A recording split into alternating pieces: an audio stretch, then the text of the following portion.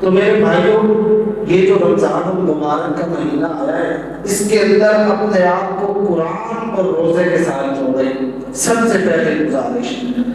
پھر ہم انشاءاللہ یہ ترتیب بنا رہے ہیں کہ انشاءاللہ آپ یہ جو قیام تراویح کے اندر قرآن مجید سنیں گے، مختصر اس کے اندر کہ اللہ تعالیٰ ہمیں کیا کہہ رہے ہیں، پتہ تو ہونا کہ رب ہم سے چاہتے کیا ہے اور ہمیں حکم کس چیز کا دیتے ہیں۔ آپ کے سامنے 10 سے 15 منٹ مختصر سا وہی تعارف قرآن کا خلاصہ بیان ہوا کرے گا، تو آپ نے بھی کوشش کرنی ہے کہ جس طرح ہم قرآن سنتے ہیں اسی طرح کے قرآن میں اللہ نے کیا کہا اس پر بھی غور و فکر کرنی ہے۔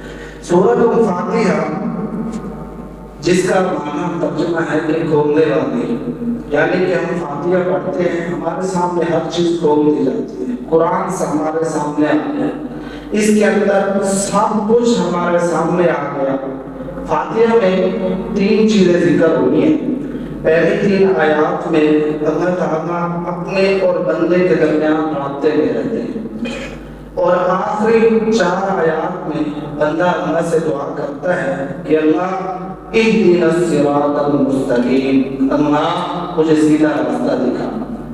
پھر دعا کرتا ہے کہ صراط الذین انعمت علیہم، اللہ مجھے راستہ وہ دکھا جن پر تو نے انعام کیا۔ انعام کن پر ہوا؟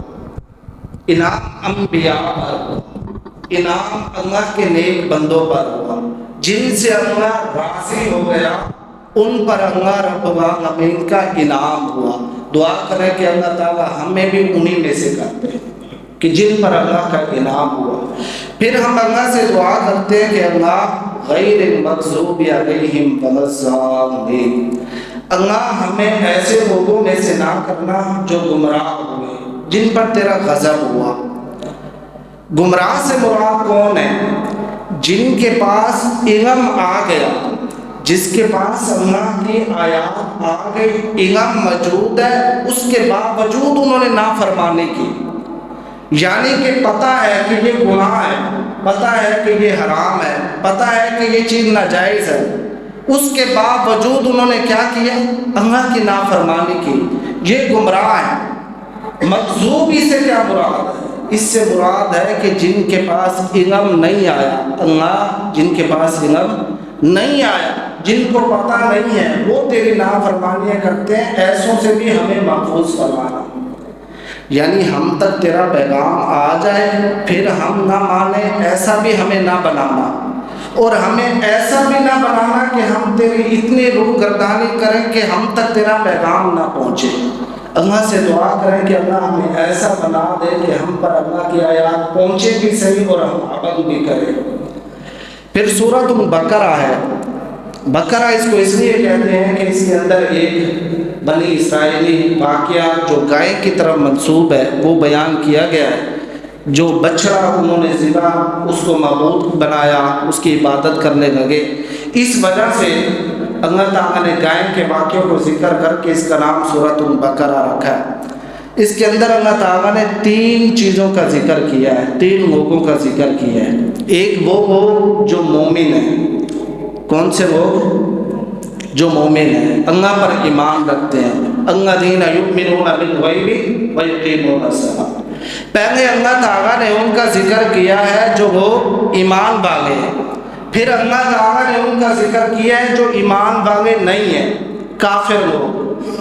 ان الذین کفروا سواء علیہم۔ پہلے ان لوگوں کا ذکر ہے جو ایمان رکھتے ہیں، نماز کو مانتے ہیں، ذکر کو مانتے ہیں، اللہ کو مانتے ہیں، رسول کو مانتے ہیں، قبر کو مانتے ہیں، حشر کو مانتے ہیں کہ ہم نے ایک نہ ایک دن اللہ کے سامنے پیش ہونا ہے۔ وہ لوگ ایمان والے، اللہ نے ان کا ذکر کیا۔ دوسرا وہ لوگ جو ان ساری چیزوں کا انکار کرتے ہیں، نہ آخرت کی فکر، نہ اللہ کو مانتے ہیں، نہ اللہ کے رسول کو مانتے ہیں۔ تیسرا وہ لوگ ہیں جو منافق ہیں، ان دونوں کے درمیان کھڑے ہیں۔ ایک وہ جو اللہ کو مانتے ہیں، ایک وہ جو نہیں مانتے، ایک وہ جو نہیں بھی مانتے اور مانتے بھی ہیں، یعنی کہ منافق۔ ان کے بارے میں اللہ تعالیٰ نے کہا کہ یہ سمجھتے ہیں کہ ہم اللہ تعالیٰ کو دھوکہ دے رہے ہیں، یعنی مسجد میں آئے، مومنوں کے سامنے آئے تو یہ پکے نمازی اور متقی بن جاتے ہیں۔ جیسے تنہائیوں میں گئے، جیسے کافروں کے پاس گئے، جیسے نافرمانوں کے پاس گئے، یہی بندے اسی دین کا مذاق اڑانے لگ جاتے ہیں۔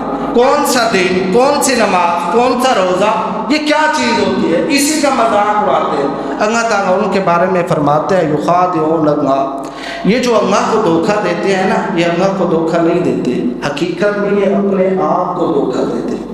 دعا کریں اللہ تعالیٰ ہمیں ایسے لوگوں سے محفوظ فرمائے۔ پھر اللہ تعالیٰ نے اس میں حکم دیا ہے کہ اے لوگو، یا ایھا الناس اعبدوا، اے لوگو اللہ کی عبادت کرو۔ کیوں؟ کہ اس نے تمہیں بھی پیدا کیا ہے، تمہارے آباء و اجداد کو بھی، تمہارے سے پہلے والے لوگوں کو بھی پیدا کیا ہے تاکہ تم متقی بن جاؤ۔ رمضان کے روزے رکھو گے، متقی بن جاؤ گے۔ تراویح کے اندر قیام کرو گے، متقی بن جاؤ گے۔ اللہ کے سامنے سجدہ ریز ہو جاؤ گے، متقی بن جاؤ گے۔ مان لو گے کہ وہ ہمارا رب ہے، ہم اس کے بندے ہیں، تو متقی بن جاؤ گے۔ اللہ ہمیں حکم دیتے ہیں کہ تم میری عبادت کیا کرو، صرف میری عبادت۔ پھر اللہ تعالیٰ اپنی نعمتیں بتلاتے ہیں کہ یہ زمین میں نے تمہارے لیے بچھائی، آسمان میں نے بنایا، یہ تمہارے لیے آسمان سے بارش میں نے نازل فرمائی۔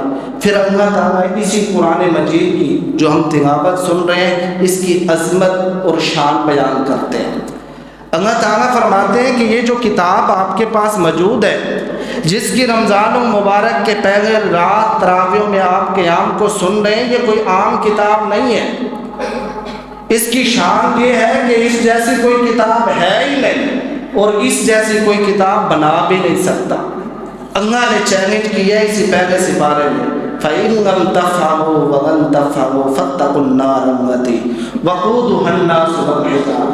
اللہ فرماتے ہیں کہ پہلے کہا وَإِن كُنتُمْ فِي رَيْبٍ مِّمَّا نَزَّلْنَا عَلَىٰ عَبْدِنَا، یہ قرآن مجید جو آپ کے پاس آیا ہے، میرے بندے کے پاس، یہ میری کتاب ہے۔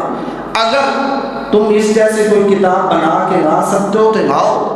پھر اللہ نے کہا ہرگز ایسا تم نہیں کر سکتے۔ پھر کہا کہ تم نہیں کر سکتے، ایسی کتاب کوئی نہیں بنا سکتا۔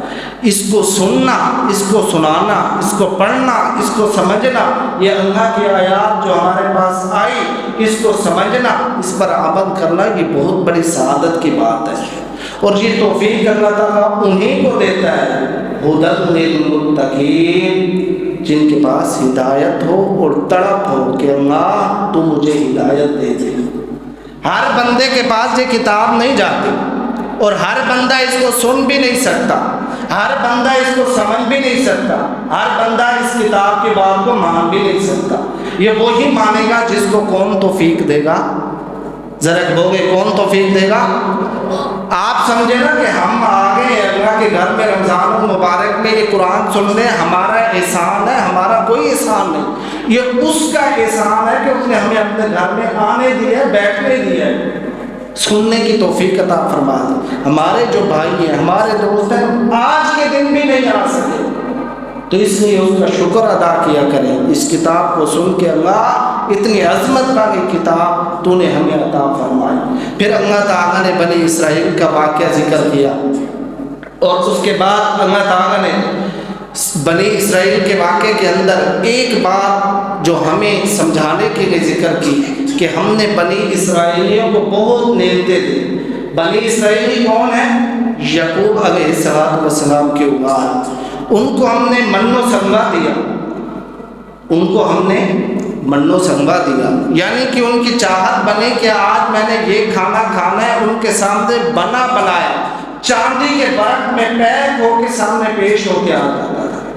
چاہت ہوئی کہ آج میں نے بٹیرا کھانا ہے، ایسے جاتا ہوا بٹیرا بھونا جاتا اور لپیٹ کے اس کے سامنے دسترخوان کے پیش کر دیا جاتا۔ بنی اسرائیل کو ہم نے یہ نعمت دی کہ یہ دھوپ میں چلتے تھے، ہم بادل کو بھیج دیتے تھے، یہ ان پر سایہ کرتے تھے، یہ ہم نے نعمتیں دی۔ پھر ہم نے ان سے یہ نعمتیں چھین لی۔ کیوں چھینی؟ کہ یہ ہماری حدوں کو توڑنے لگ گئے۔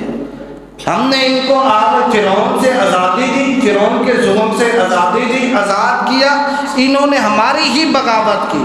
انہوں نے ہمارے سامنے ایک بچڑے کو معبود بنا کے کھڑا دیا، اس لیے ہم ان سے اتنے ناراض ہوئے کہ ان سے ہم نے اپنی نبوت کو چھین کے اولاد اسماعیل کو عطا فرما دی۔ پیارے پیغمبر جناب محمد صلی اللہ علیہ وسلم کو ہم نے اولاد اسماعیل میں عطا کیا۔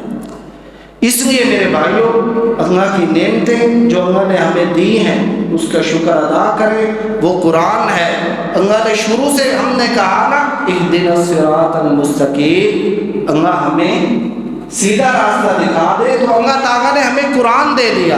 اے میرے بندے پڑھ، ذالک الکتاب لا ریب فیہ، یہ جس کتاب کو تو سننے لگا ہے، جس کو تو پڑھنے لگا ہے، اس کے اندر کسی قسم کا کوئی شک نہیں ہے، گمراہ تو نہیں ہو سکتا۔ تیرے پاس اللہ کی کتاب ہو پھر تو گمراہ ہو جائے، یہ نہیں ہو سکتا۔ تیرے پاس پیارے پیغمبر جناب محمد صلی اللہ علیہ وسلم کا فرمان ہو پھر تو گمراہ ہو جائے، یہ نہیں ہو سکتا۔